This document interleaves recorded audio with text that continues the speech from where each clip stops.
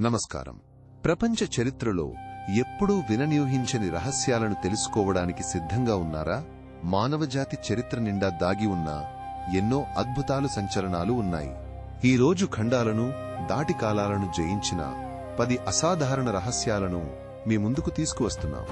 ఈజిప్టుకు చెందిన రాణి హాట్షెప్సుటామె తనను తాను మగ చక్రవర్తిగా ప్రకటించుకుని ఎలా పాలన చేసిందో తెలుసా? మధ్యయుగ ఒట్టోమన్ సామ్రాజ్యంలో జెనిసరీలు కేవలం సైనికులే కాదువారు బహుభాషా కోవిదులు, దౌత్యవేత్తలు, యూరోపియన్ రాజవంశాలలో రహస్య ప్రభావశాలురుగా ఎలా పనిచేశారో మీకు తెలుసా? కొలంబియాలోని ముయిస్కా ప్రజలు లే గువాతావిటాలో స్వర్ణ సమర్పణలు చేసే నిజమైన ఆచారం ఎల్ డొరాడో అనే బంగారు నగరం పురాణానికి ఎలా దారితీసిందో, స్పానిష్ విజేతలు ఎలా దోచుకున్నారో తెలుసా? రెండవ ప్రపంచ యుద్ధంలో జపాన్ యొక్క యూనిట్ 731 ఒక రహస్య జీవరసాయన యుద్ధ పరిశోధనా విభాగందాని భయంకరమైన ప్రయోగాలు దశాబ్దాల పాటు ఎలా రహస్యంగా ఉంచబడ్డాయో ఊహించగలరా?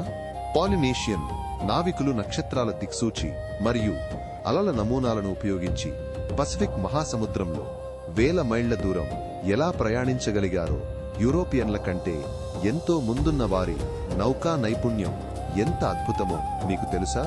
మాలి సామ్రాజ్యానికి చెందిన మాన్సా మూసా మక్కా యాత్రలో తన అపారమైన బంగారంతో ఈజిప్ట్ మధ్యప్రాచ్య ఆర్థిక వ్యవస్థలను ఎలా ప్రభావితం చేశాడో వింటే ఆశ్చర్యపోతారు.